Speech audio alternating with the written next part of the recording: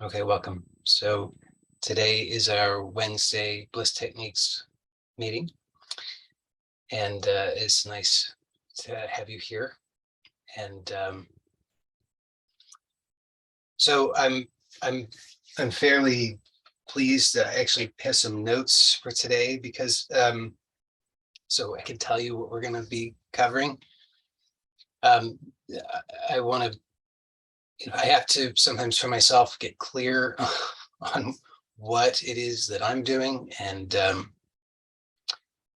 try and improve the quality of what it is that I'm delivering. And so I was contemplating that some, and I want to give you a little bit of insight from that has come to me from that exploration, and I believe that will be useful to you to both contextualize what it is that we're doing and well, mostly to contextualize it, I think, which I think is a lot of value. So, okay, so the first thing is to understand that the purpose of the Bliss Techniques program is, this is something that we often, I would suggest that we often want to ask ourselves about whatever it is that we're engaged in. What is the purpose of this? What is, so I'm in, or at a very fundamental level, I'm engaged in my life. So what is the purpose of my life? Because if I don't know what the purpose is, then it's not going to, how can I know if I'm succeeding or not? And so the purpose of the Bliss Techniques program is to teach and inspire self-healing. And so what does that mean? That means that the purpose is to help you to discover the means by which and the way, I guess, in which to discover or attain self-healing. And so we all want healing. And when I use the word healing, I'm meaning that in the sense of wholeness. So return to wholeness. We're apparently being serenaded by a goat again today. So it's a little, I'll try not to be distracted by that. So why is this important? Because we want healing, but to whatever degree we feel that something's not right in our life, that could be emotionally, physically, mentally, relationship-wise, financially, any number of ways, we could experience some kind of lack or poverty or something. And so we want a return to wholeness. Now, one way, could be nice just to have it happen. It's like fairy godmother comes along, snaps her fingers, and we just have that experience. But I'm suggesting, as nice as that might be, that I believe it's superior to have the knowledge of self-healing, because that means that you know where you're going and how to get there. And once you have that knowledge, then it will give you confidence. That confidence will allow you to live your life more fully on purpose, so that you can experience the bliss of being. Because that's one of the important principles that I really want to emphasize, is that the nature of existence itself is bliss.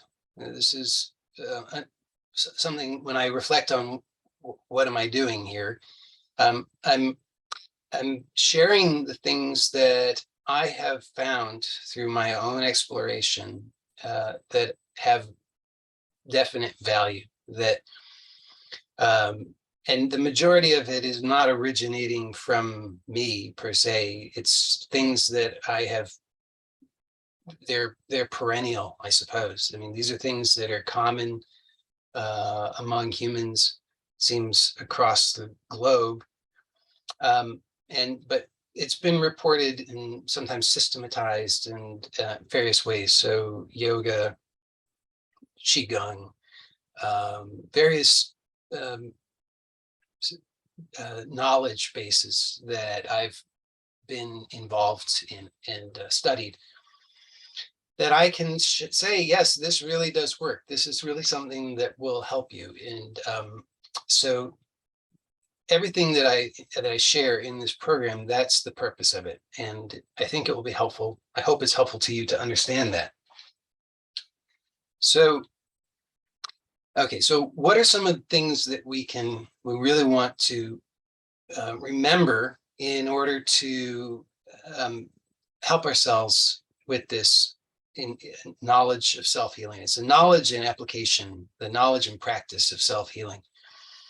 So we want to succeed in this. I'm suggesting that you are here because you have a desire. In fact, I would say it's a very strong desire to succeed. I mean, certainly everybody who's here live, I know for sure you have a very, very strong desire to master self-healing. This is very, very important to you. And so we want to succeed in this. It's not just like a little hobby on the side. This is something that really matters to us. So we want to succeed. So we want to do our best. We want to set ourselves up for success. And so what does that mean? Well, what I endeavor to do, and I'm never satisfied even remotely with with the level of accomplishment, but nonetheless, what I'm endeavoring to do is to provide you with what I sincerely believe is the most effective, truthful, direct, and virtually foolproof, I guess we could say, means by which you can attain the knowledge and practice of self-healing. So what are some of the things that, like the gems of the things that if we can't remember anything else, what do we want to remember? Well, I'll suggest to you one thing is a life success plan. So the life success plan, many of you know about the life success plan. If anybody does not, I just recently added a lesson to the Bliss Techniques text-based course.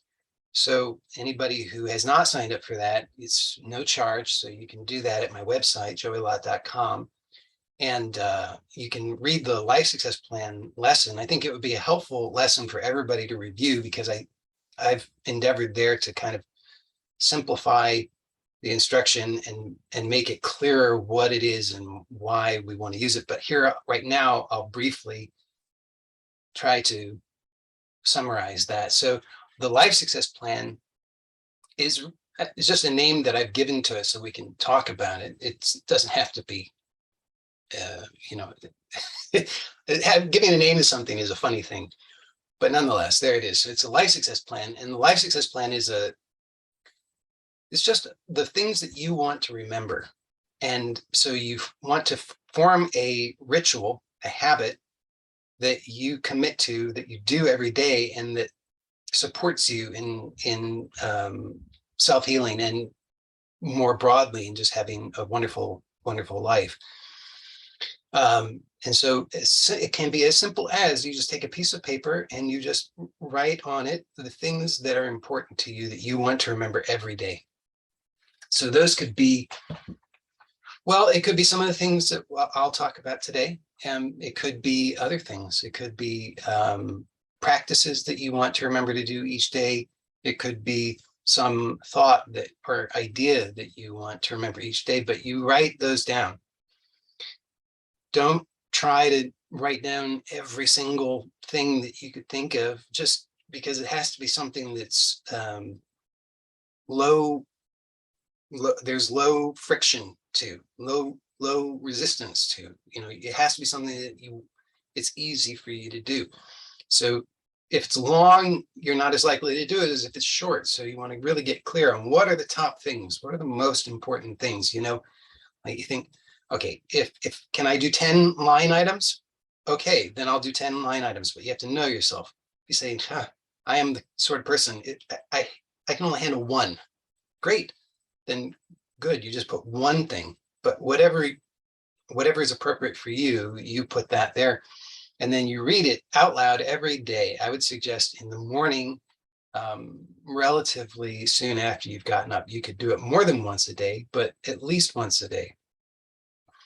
This one simple thing, I am certain, can be enormously powerful for you. So I really strongly encourage you to do it. You might even, if you're not presently in the habit of doing that, then you might want to take a note right now, if possible, to remind you to do that, because otherwise we forget. And we want to reduce the amount of time between the rememberings. So obviously, if I remember something once a week, that's better than if it's a useful thing, that's better than remembering it once a month. When remembering it once a month is better than remembering it once in a year. But what if I remember it every day? And some people, they'll set the timer, the 15-minute timer, and all day long, ding, and they're supposed to remember, but maybe you can do that. Probably not. 15 minutes is probably a bit of a stretch, but at least once a day you could do, right? And so this is very, very helpful. I'm absolutely certain. So I really strongly encourage that. All right. And if you go read the lesson, and if you have questions about it, anything that's not clear about that, or anything that's not working for you, or if you've been doing it and it really is working for you, please leave a comment there so that I and others can have that feedback and know what's working, where you have questions. If you have questions, I can respond to them there.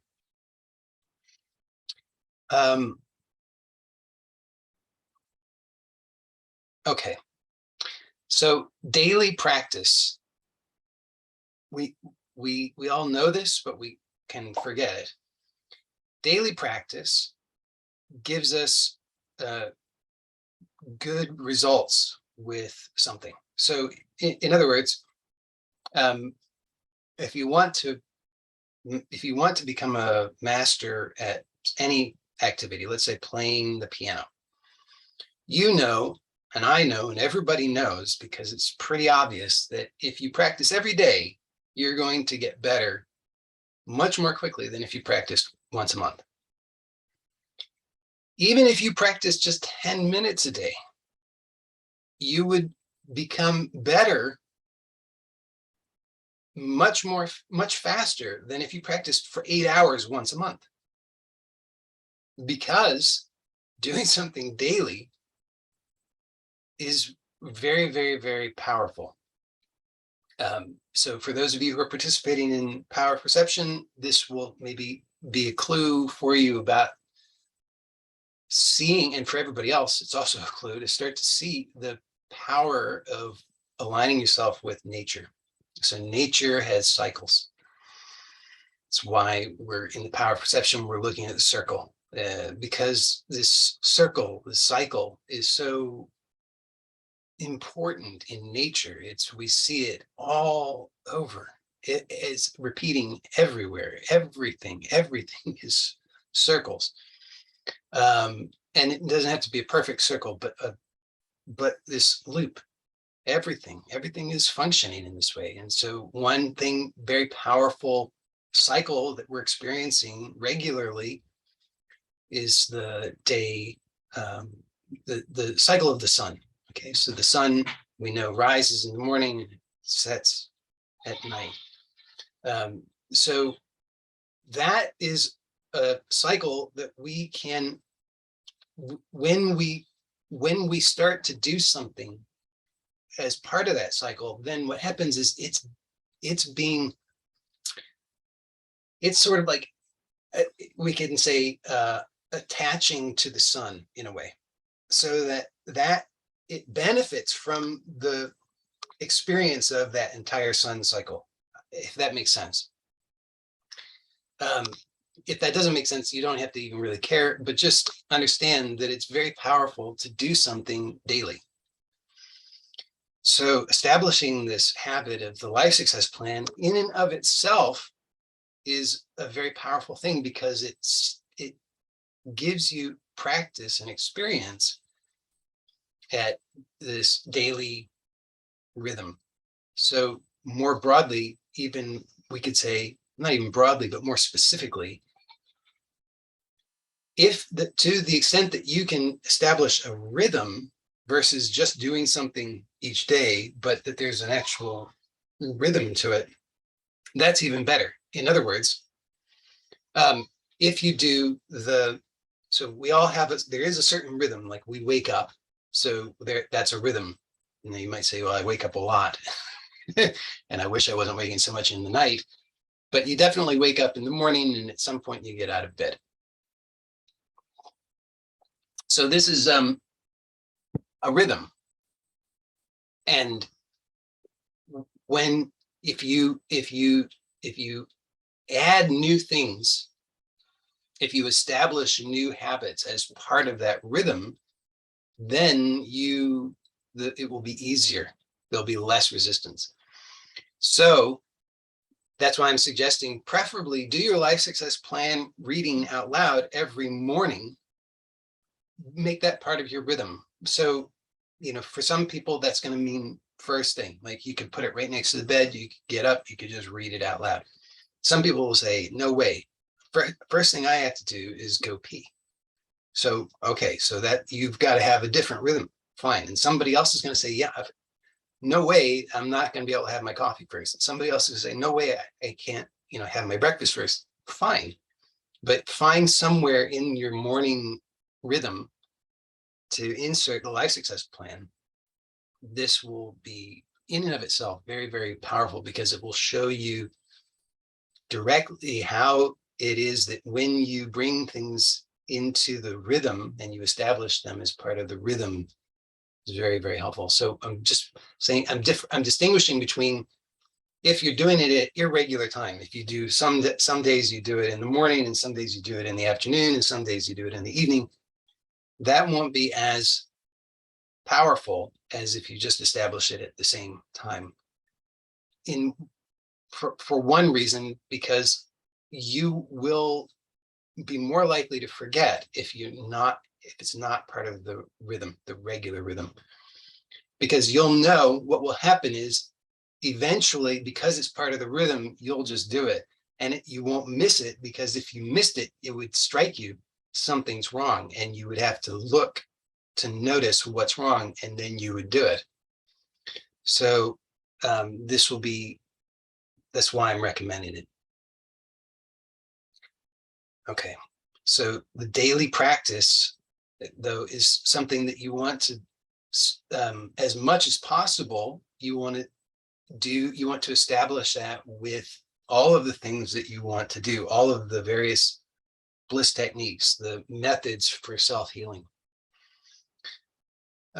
Okay, so one thing I want to say is that gentleness is a very important thing, and I would recommend that you put that into your life success plan.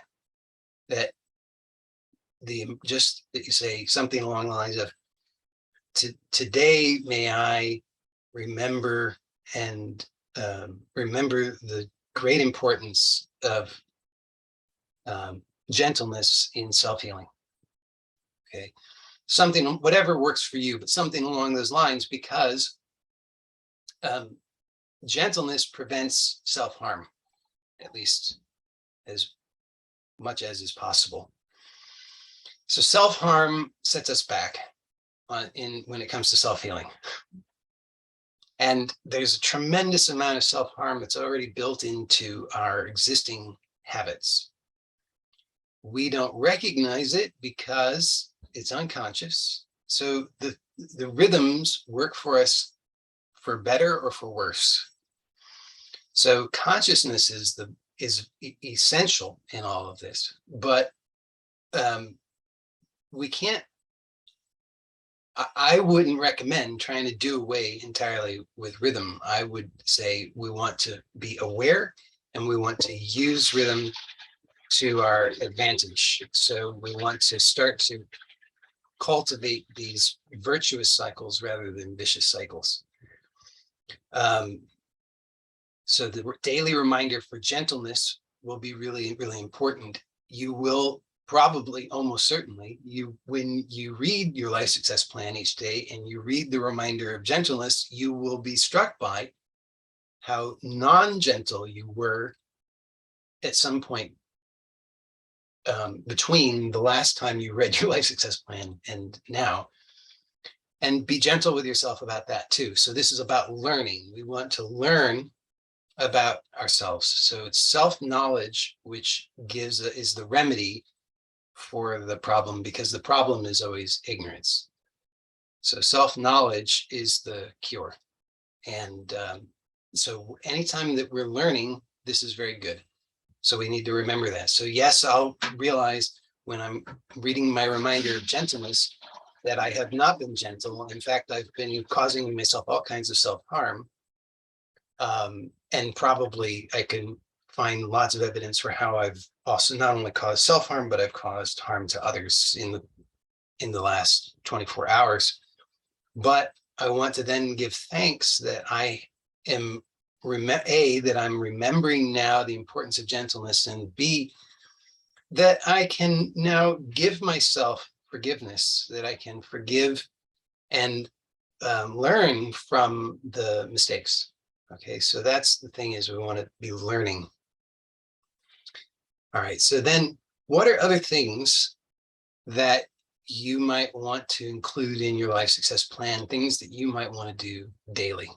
I have given various recommendations, and one of the things that's bothered me, and maybe it's bothered you, I don't know if it's bothered you or not, but it's bothered me, is that it wasn't giving, in my view, clearly enough specific recommendations for what exactly one might want to be practicing daily, that were clear enough over time. You know, I might give something clearly in one moment, and then in another moment I would give a different instruction, and it might not be clear how or if those go together. So one thing is that it's really important in the process that you are remembering that your life success plan is for your life success. It's something that supports you in the success in your life. So it should not be a bunch of shoulds. You know, I should do this and I should that and I should this other thing. And then you just start feeling bad about how you aren't doing any of the things, at least none of them well enough, or you're just doing all of them, but it hurts because it's too much.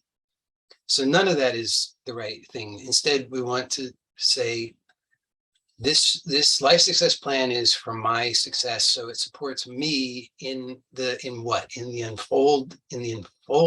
unfolding of the experience of self-knowledge, which is bliss. So I know that it must be good.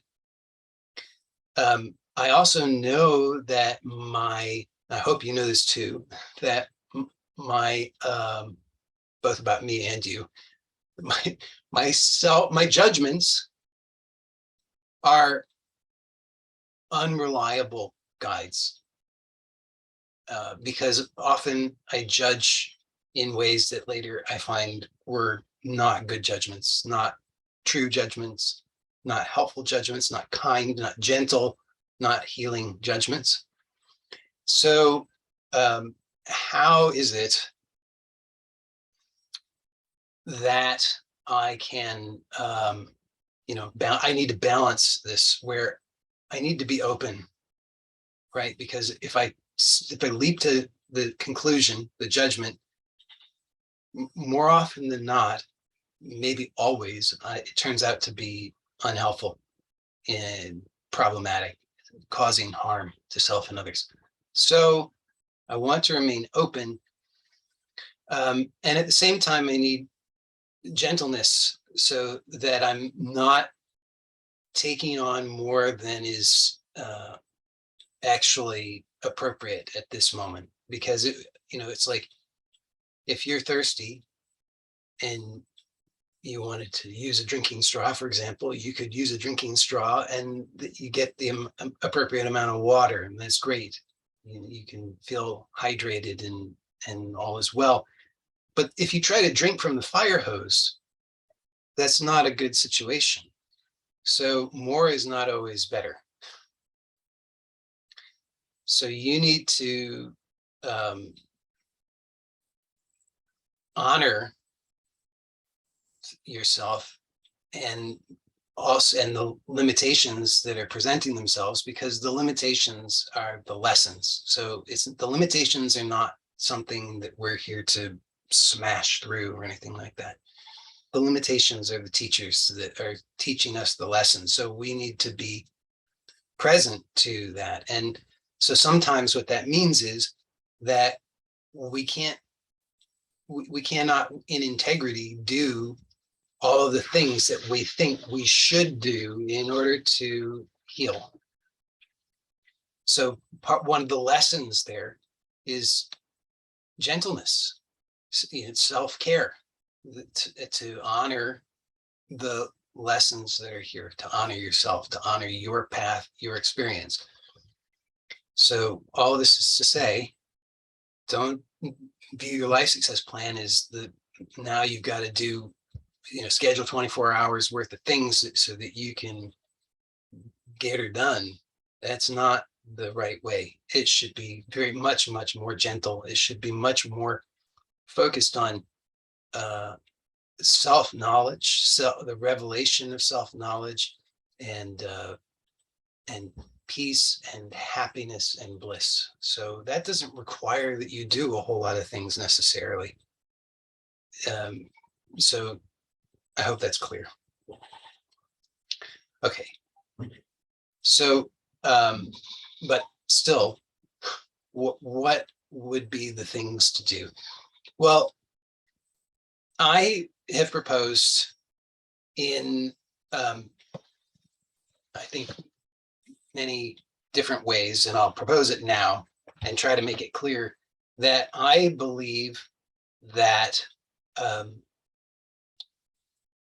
we don't have any problems, but we certainly believe that we have problems. And so our beliefs give shape to the sense of a problem. The sense of a problem is really the only problem, we could say. So the sense of the problem.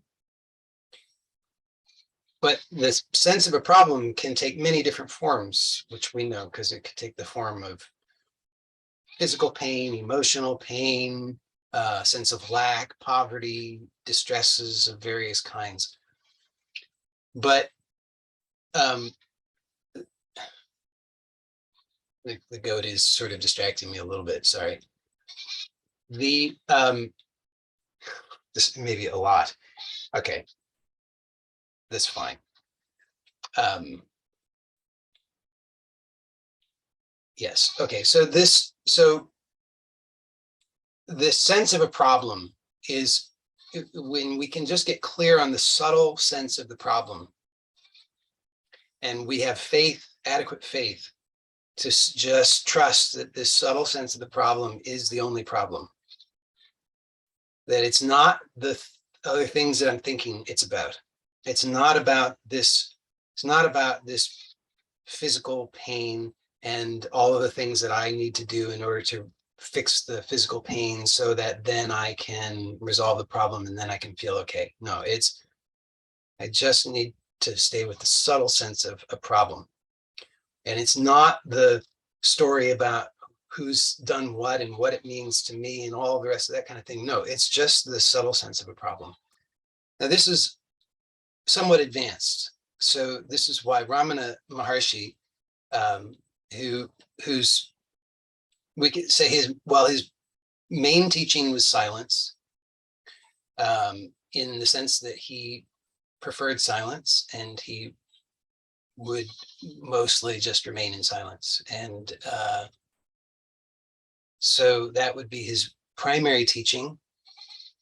And then when he was asked questions, he would respond to those questions. And it seems that he was proposing, or he did propose at times, that this, what I'm describing here, this just subtle sense of the problem, is in a sense the self-inquiry that he was pointing to. He would say, look for the I thought. He would say, this I thought arises and attaches itself to every other thought. And these thoughts with the attached I thought give rise to all of this experience. And so if you are having problems, then you want to find out what is the source, the origin of the problem. So he says, look here, look at the actual experience, what's really happening. I'll say, you think it's all these things, but look, notice that really there's this, and I'm calling it a subtle sense of a problem. This agitation, this imbalance, whatever you want to call it, the sense of not okay.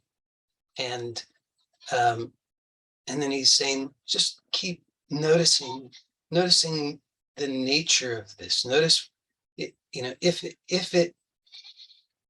it is here, so you can just notice right now, maybe this sense of a problem.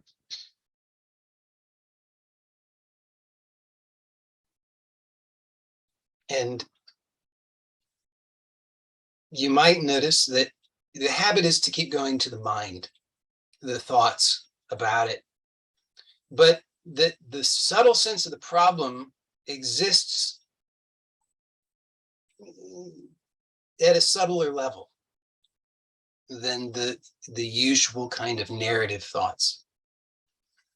So if you look to the narrative thoughts, then you're overlooking the subtle sense of the problem. So you want to just keep noticing the subtle sense of the problem.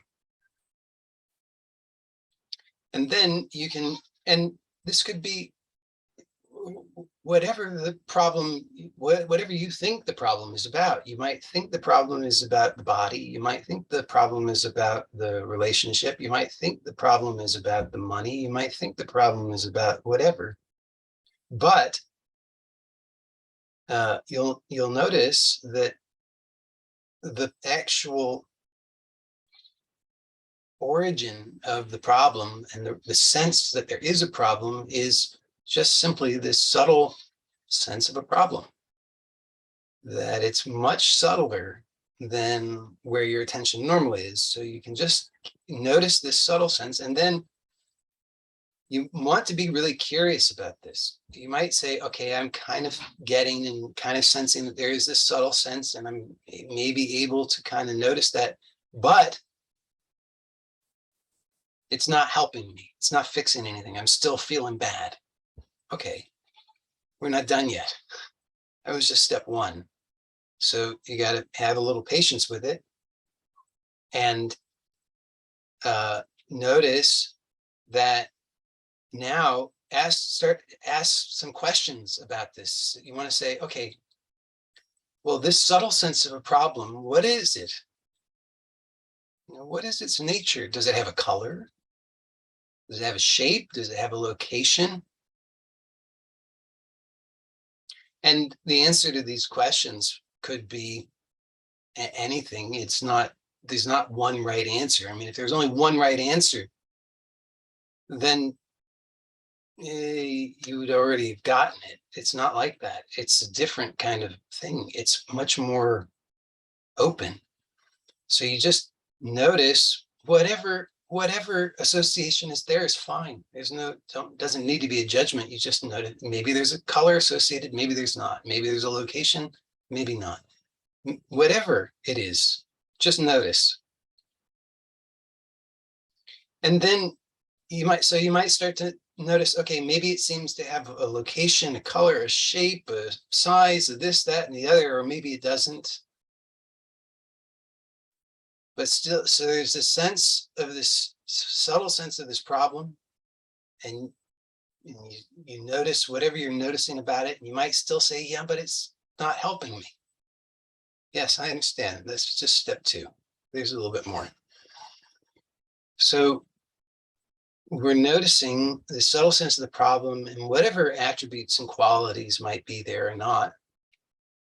And then we can notice, okay, now this has a if it exists, which I believe it does, I'm believing it exists, right? So if it exists, it must, like all things that exist, it must have a beginning. You know, all things in this world seem to have a beginning. We could say, you know, when this shirt didn't exist at some point and now it does, I'm able to be witness to that. So to bring it back to nature, my nature is that it exists for long enough, whatever I am, it exists long enough that it can be aware of many other things that come and go. So there are cycles within cycles. So very fundamental cycle is cycle of beginning, middle, end. Beginning, middle, end. So the beginning, middle, end, it's not linear, it's cyclical. Cyclical. So the beginning, middle, end. But you notice the beginning, the end is the new beginning. So then it's beginning, middle, end, and then it's the new beginning. Okay, so it's always like this. And so but nonetheless, we can see, okay, but this shirt didn't exist at some point, and then it did exist. I know that. It's very clear if I make something, right? I take the raw materials and I make something, and then I can say, well, before I made it, didn't exist, and then I was witness to it being made. Now we could really puzzle over at what precise moment did it come to be, and this is all can be useful for the inquiry, but just want to see now, understanding that there's beginnings, middles, and ends to all things, all created things. This subtle sense of a problem, it must have a beginning if it exists as a thing. So what is the beginning of it? So we want to notice, can we go back to the beginning? Can we find the beginning of this subtle sense of a problem?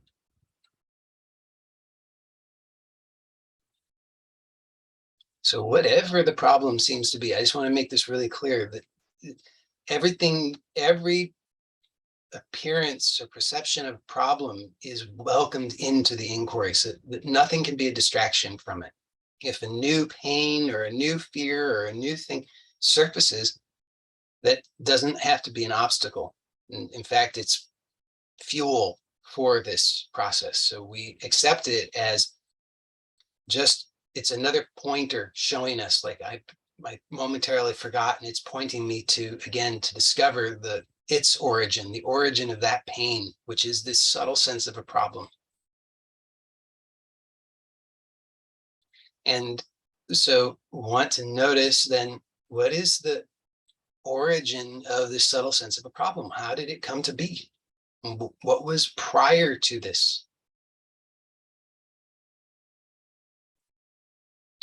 And if you're looking in a really hard way, then you'll miss it. But if you look in a very gentle way, if you're willing to be very, very light with it, then you might discover something. It's like you discover the answer, but it's not, the answer is not in words. The answer is a direct revelation. And maybe this happens and maybe it doesn't. So don't be trying to grasp the revelation. That causes it not to work. You have to be really light with it, but you just keep coming back. If there seems to be a problem, you just notice the subtle sense of the problem, and then you just look to see what is the beginning of this subtle sense of a problem. And what we're doing here is, as best I can understand it, at least based on from my own experience of doing the inquiry based on Ramana's recommendations, this is a variation on the same basic inquiry, which is, he describes it as, you look for the I thought, and then you notice where the I thought is arising and where it returns to. So it has it it arises out of a great mystery, something beyond what we can say anything about, and yet here we are. We can actually if we are very light with it, we can actually directly know. It's a direct knowing, because it's revealed that it's all emanating from and returning to the heart of being. And this heart of being is formless, timeless, dimensionless.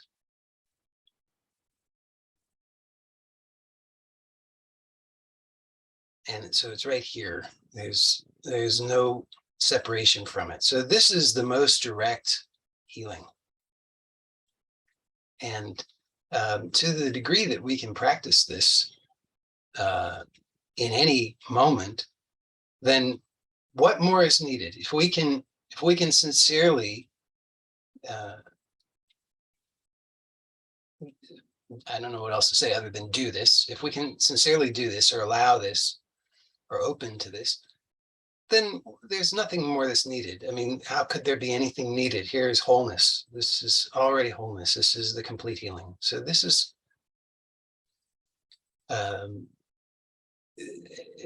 absolutely available, always.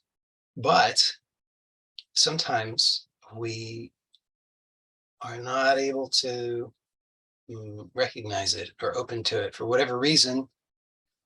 And it's usually because there's a certain amount of intensity to the experience that causes us to go unconscious in a way that we and so out of whack that it takes us a bit. It's quite a shock. And so that does not have to be a problem. And in fact, when it's properly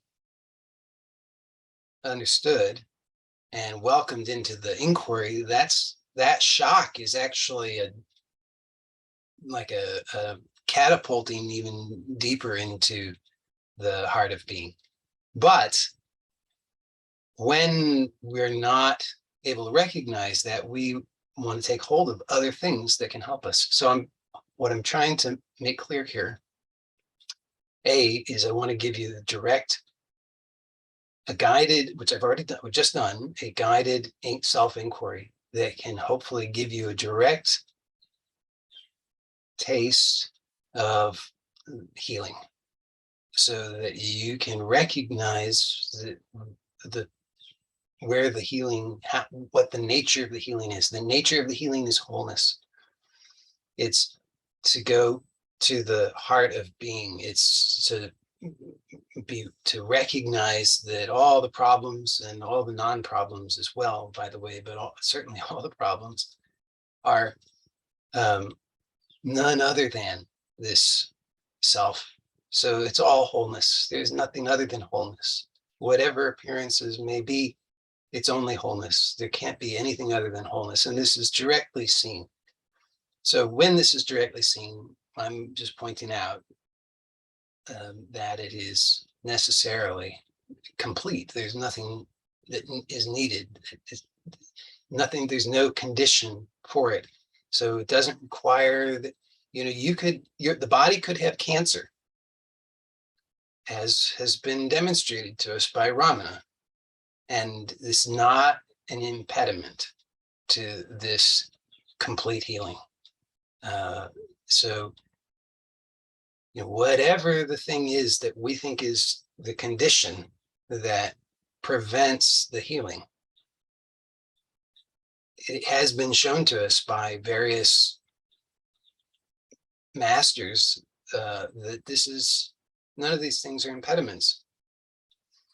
But this is difficult for us to understand, so we usually need some other thing. But the basic, I would recommend your basic daily practice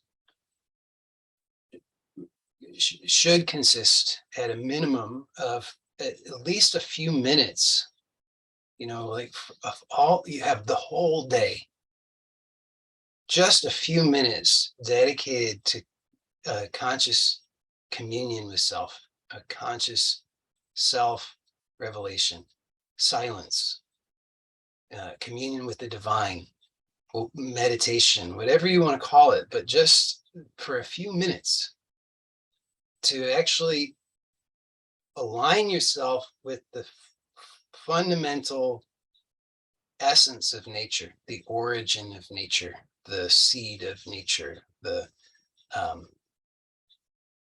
this is nature itself is blossoming from this same self silence. So we want to align ourselves with that at least once a day. So I'm proposing, if you're able to do it, then at a minimum, just at least for a few minutes, just sit or lie down if you can't do it sitting, and just eyes open or eyes closed, but just rest in this silence and soak in the silence and the bliss of it. And if you're not able to do that straight away, that's fine. Then you want some other techniques. So I've recommended pranayama.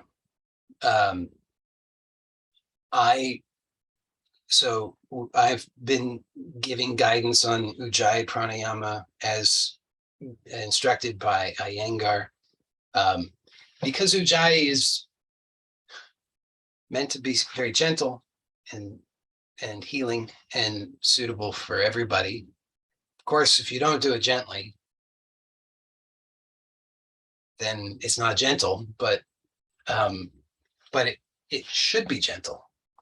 So that's why I've been sharing it.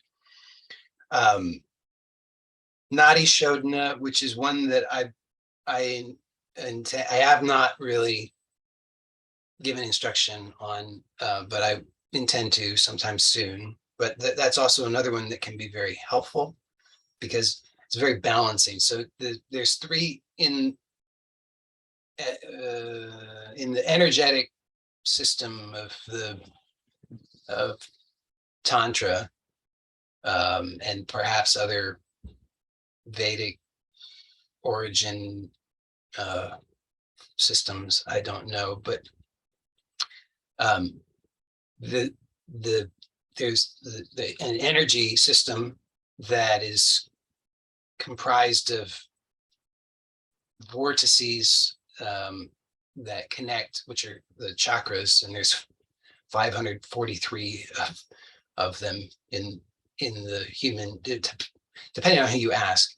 But in some of the scriptures, it describes 543 of them, and then there's 72,000, or depending on which source is being cited, but roughly 72,000 nadis, which are these channels that connect everything.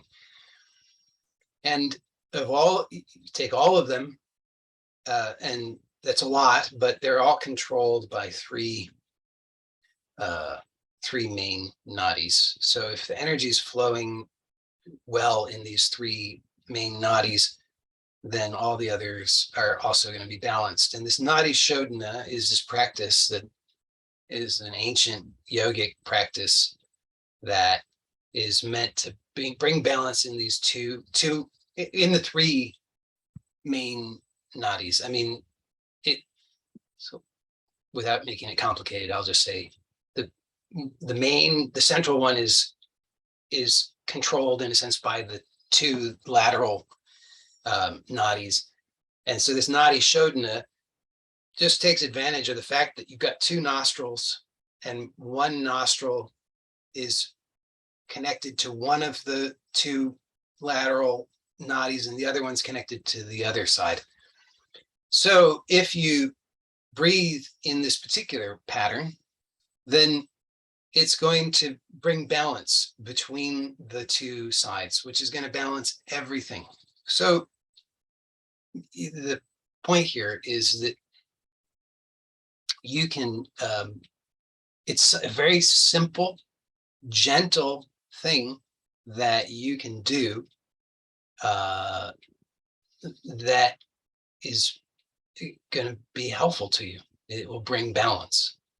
I wasn't going to, but I guess now that I've given the pitch for it, I guess I should give you some instruction. So I'll give you instruction. So it should be done only sitting upright. If you don't have the ability to sit upright on your own, but you can be like, in something that's upright, that would be fine too. But you want to be vertical, and sometimes there are you're meant to face certain cardinal directions.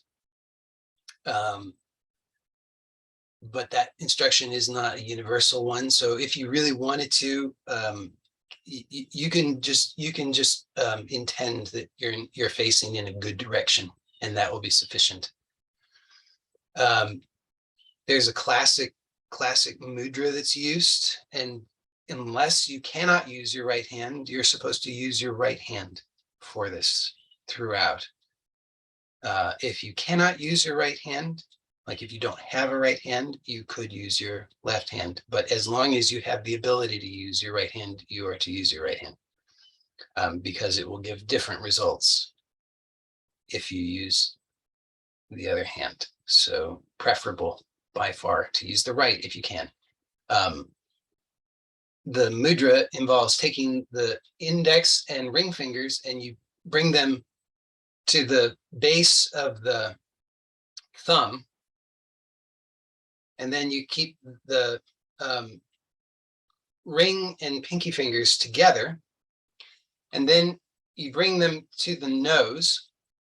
Now, if you find this uncomfortable and you don't wish to do this, there's a variation, which is that you take instead of bringing these two fingers to the base of the thumb, you bring these two fingers to the forehead, and you rest them there, and that will allow you to do the same thing with the other fingers.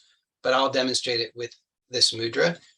So the thumb goes on the right nostril, not in the nostril, but on the side of the nose. And you'll notice that there's a little bit of an indentation on the nose. And so you want the thumb resting on that indentation. So it's not way down at the base, it's resting up a little higher. And then on the left side, the other two fingers do the same thing. So they'll rest on the little indentation. So now you can use these fingers to gently close and open the nostrils. So gentle. You should not ever be moving the septum over to, pushing anything over to the side. Everything is very gentle, but so part of the practice is that it's not just the breathing, it's the whole thing. So part of it is to have the awareness that you can relax and be balanced, even though you've got your left hand is just going to rest in your lap and your right hand is here on your nose. So you got to figure out what you're going to do with your arm. And you got to figure out how you're going to be vertical, even though it's not equal and even on both sides. So you can remember some of the basic things that we've learned with Ujjayi Pranayama, basic things just in terms of how Iyengar teaches pranayama. He says, lift the sternum, which means what that means practically for us is that it's going to release or encourage us to release the unnecessary tension that we might be holding in the abdomen. So our abdomen needs to not be pulling down, but instead needs to allow for this upward movement of the ribs. This should be gentle, comfortable. If it's strenuous, then you need to learn how to do it without strain. So just do less and focus on how you can do this in a good way. So letting everything be as relaxed as possible. And then you're going to, I'll just talk you through it. You're going to close the right nostril. Well, first of all, you're going to exhale. So you'll notice the rhythm of your breath, and then the pattern will be you're going to exhale fully. Then you're going to close the left nostril, and you're going to inhale through the left nostril. Then you're going to count, so that you're going to do that rough about the same count for each inhalation and exhalation. So let's say you inhaled 4, then you're going to release the right nostril and close the left nostril, and you're going to exhale through the right nostril, same count. For example, 4. So 1, 2, 3, 4. And then you inhale through the right nostril, so you don't change the fingers. 1, 2, 3, 4. And then you change the nostril, so you plug the right and you release the left, and you exhale 1, 2, 3, 4, and then you inhale through the left, so that it just goes side to side like this. So you can repeat that several times, and then when you're done, then you want to finish by exhaling through the left nostril. So you just continue the pattern until you next will exhale through the left nostril, and then you release and inhale and exhale through the nose, through both nostrils. So this should not be strenuous. It's very, very important. So because there's a lot going on, it's maybe new to you, maybe because your arm gets tired because you're holding more tension in it than is necessary, and you're not really accustomed to doing this.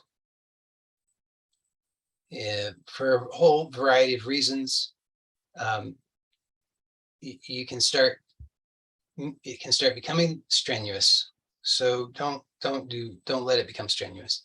Also, because if you're not accustomed to like a reduced breathing, like Buteyko style breathing, for example, then just breathing through one nostril can trigger air hunger.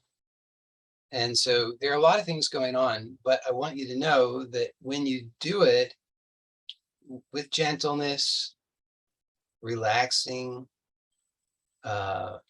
then you'll start to find, with the intention of feeling good, with the intention of really feeling calm, peaceful, blissful, happy, joyful. That's also very important. You want to have that intention. Why am I doing this? It's because I want to experience that bliss, that peace, that happiness, that okayness, that wholeness. So that's your intention. So you want to do it in that way, with that intention. And so if you find yourself like huffing and puffing and feeling like you're about to pass out and all these kinds of things, then obviously you're not doing it with that intention. So you want to, and it may be for some people that it's just it's going to be too hard for right now. So don't do it if it's like that.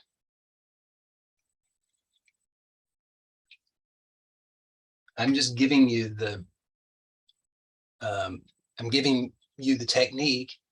I'm giving you the reason for the technique, and I'm trying to give you good instruction for it. And then it's up to you to decide if you can do it with gentleness and with the right intention and get good results or not. And if not, then just don't do it for now. What you could do instead, if you didn't, because the idea here is that you can do that, and then because you've brought more of that balance, then you're touching on that silence, you're touching on that calm, that peace, stillness. So you can just naturally rest there. And so then you just rest there for a few minutes. So this is the general idea, is this is something you could do each day as part of your life success plan. So you could schedule that in so that you have the 5 to 10 minutes where you do the Nadi Shodana or Ujjayi or Nadi Shodana and then Ujjayi or some other things which I'll mention now. But and then you just rest. You want to get to a point where you can just rest in the silence, just letting mind be calm, still, non-agitation. And you just rest there consciously, not going to sleep, but just consciously for a few minutes. Okay, so if you're finding that that's not adequate, which I understand, so I'm not suggesting that everybody should find it adequate. I'm just saying some people will find those, just the bit that I've suggested thus far will be completely adequate. But others will say, no, I have too many other things that are bothering me. I can't even sit still for that long. It's too painful. It's too strenuous. I feel so bad and I can't focus and all this kind of things. So I have some other suggestions for you. Okay, so one is self-massage. So I've been recommending this, and I want to again recommend it today because self-massage can be enormously healing. It works on many levels. I mean, one thing is that you can literally physically bring healing by bringing movement and clearing stagnation and things like that. So there's that. I mean, literally, when you're doing self-massage, even if you're just stroking your arms like this, you're moving the lymph. You're bringing more warmth, even if it's just a small amount of warmth, but you're bringing more warmth to the area. You're doing good things at that level, and you should not discount the benefits of that. And no, you're not doing that in your shower. You want to, I mean, I suppose you could, but in general, you're not doing that. So so it's really good just to take that time and just do self-massage. You can just stroke the arms, for example, and the face and the chest, just do that, the legs and the inguinal creases. There's a specific massage actually that I can't do it today, but I will give instruction on it at some point. This is from the Immortal Fang's longevity Qigong, which it's too much to give you today, but that's a specific routine that I can recommend to you. But in lieu of that, just you want to move things. So stroke. You can take the skin and kind of roll it. You can kind of wring. All these things, you can find things that work for you, but they should feel good. You're not hurting yourself. And if you're like me and you tend towards a bit more dryness, then I really highly recommend an oil-based massage. So as usual, precautions apply. You don't want to slip and fall. You don't want to make a big mess. If you get a lot of oil on things that you're going to launder, then it can actually, if you put them in the dryer, it can be a fire hazard. So, think about these things. You don't want to go crazy with it, but just a little bit of oil so that you're not it's not going to be like a crazy amount of oil that's going to get all over the place. But just even a little bit can really help tremendously. It will in Ayurveda, it's called Abhyanga. They use liberal amounts of oil, but I'm just recommending for our purposes, living in modern Western lifestyles, more or less, we want to maybe bring some balance to it, safety and so forth. So I'm recommending smaller amounts of oil, but it brings it's very, very healing. And I've told you this before, that there are some classical Ayurvedic authorities who claim that daily Abhyanga is the #1 thing that will produce health. So it comes very highly recommended, and I can also personally recommend it. So do that. It will help you. It's not all these things you have to understand, because they're gentle, because they're establishing positive rhythms. It's not like taking a drug. You're not going to find overnight that everything is miraculously whatever, however you think it should be. But what will definitely happen is it will start to shift your whole life in ways that you could not have anticipated, so that you can discover true healing at all levels and really know and live that and experience the true bliss of that. So you have to commit to it. That's why it needs to be a daily practice. You do it every day. And if you do it, if you do this self-massage every day for 6 months, you will be a completely new person. That I can absolutely guarantee you.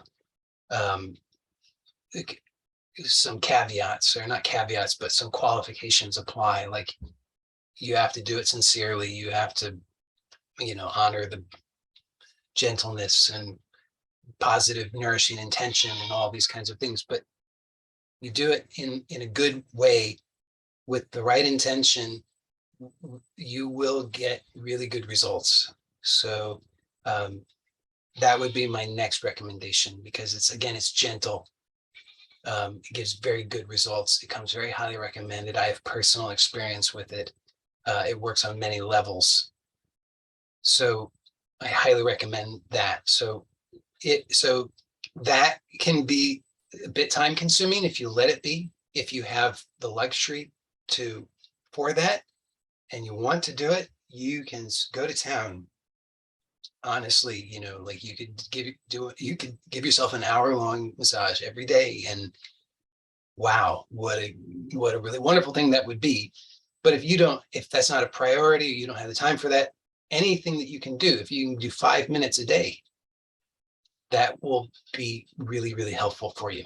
It's not going to, it won't, it's not the same as doing it for an hour, but 5 minutes is something. If you can't even commit to 5 minutes, if you could commit 2 minutes, it's not a lot, but it's something. It would help you. So that's a recommendation. And if you were to do that, then I would recommend that you would do the self massage, and then you could do the pranayama, like the Nadi Shodana, and then just take a few minutes just to rest in silence.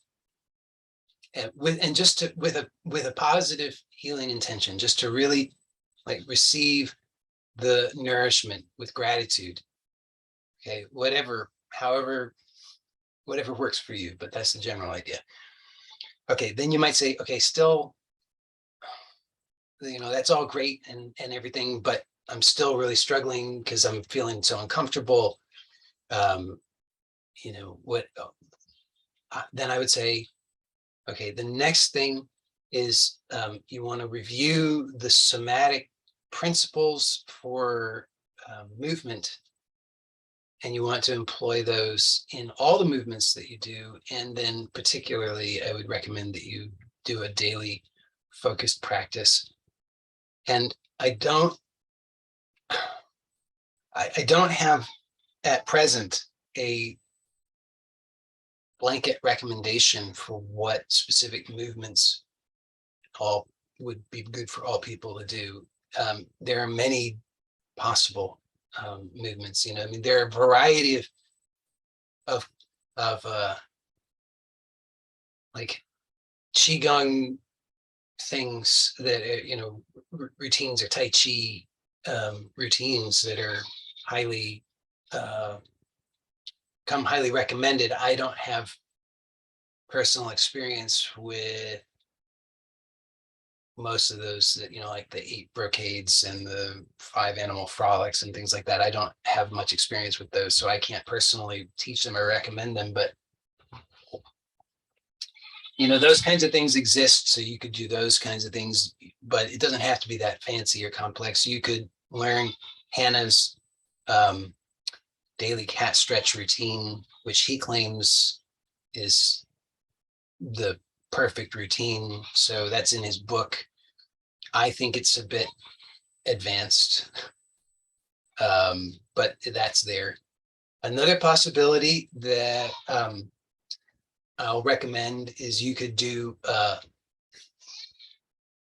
there's a couple of things that come recommended by a guy named Tim Anderson. He's got a organization called Original Strength, and he teaches a lot of movements, and he recommends rocking and rolling and neck movements.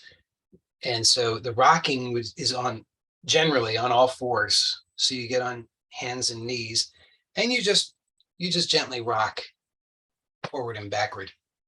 There are a lot of variations on it, but that I can recommend. It is very good. Obviously, you need to be stable. I don't want anybody doing face plants or anything like that, but just gentle. But that can be very, very wonderful. You'll find at first it's going to be uncomfortable on your knees, which is a really good indication that it's going to be helpful for you, but you just put more padding then within reason. And at some point you should be able to do it. And so that's an excellent one. Rolling. I can't easily give you a really, in just a few minutes, I'm not going to be able to give you a description of that, but you could do the rocking. That would be a good one.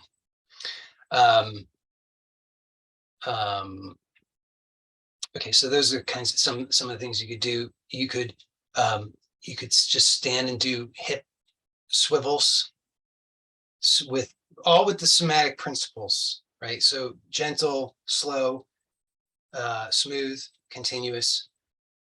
But you could do hip swivels, do them in one direction, in the other direction. That's if you're standing, obviously. You can do, shoulder rolls, same kind of thing. And knee circles is a good one also if you can stand and you have good enough balance to put your feet together, put your hands on your knees. So you have to bend a little bit, bend the knees, bend at the hips and put your hands on your knees, and then you circle the knees in one direction, circle the knees in the other direction. That's a classic warm up in various qigong traditions, and that's a good one. It's a really, really good one. So those are a bunch of possibilities, and there are many others that you could choose from, but those are all excellent. So the basic idea here is you want to feel good. You want to find the things that are going to help you to achieve that. And I'm recommending these are the basic building blocks that are going to give you good results. So the number one thing is just to attune to align with the silence. And if that's all that's necessary for you and you're just feeling great, then great, then wonderful. You don't need to do anything else. If that's not quite working for you, then I'm recommending do the Nadi, Shodana, or Ujjayi with the intention of feeling good, so that you can help yourself to feel good, and then rest in silence for a few minutes. If you say that's not quite enough, and you need something else, then I say, okay, first do the self massage, then do the pranayama, then rest in silence for a few minutes. And if you say, okay, but that's still not quite enough, then I'm saying do some movements that work for you, that help you to find the range of motion, the ease of movement, the grace of being in the body aligned in a good way. Do those movements using somatic principles, and then the other things. And I think this is going to, when you commit to doing that every day, so you have the life success plan, put those things that you're going to do that you can commit to every day on your life success plan. And if you can't, if you say, look, I ain't nobody got time for all that stuff, and plus it all seems too hard, then just choose something. There's got to be something that you could do, that you could commit to, that you could put there on your life success plan, read it out loud. Even if you just say that your life success plan consists only of, I read my life success plan out loud every day, then that's something. And as silly as that might seem, I promise you that in and of that right there is something worth doing. And you can build from that, and you will see the power of that. But you got to start where you are, take hold of it so that it can work for you. Create a life success plan that supports you in success in your life, to master self-healing.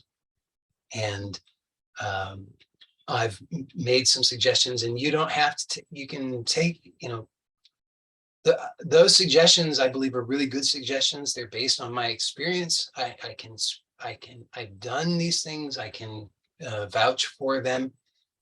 And I know that they're gentle and effective. They're very highly recommended for good reason. They will give you good results when done with the right intention. And if you say, whatever, you just find a way. I'm just wanting you to find a way that will work for you, so that you don't have to, I don't want you to have excuses for why you can't or won't. Instead, I want you to know you can, and just find the way. I'm making this recommendation, and you can find a way to adapt this to work for you so that you can have success. There's a lot more I could say, but I will finish it there. But I really hope that this gives you a clear picture of what's possible, how you can take hold of the things that I share in Bliss Techniques and make them work for you. And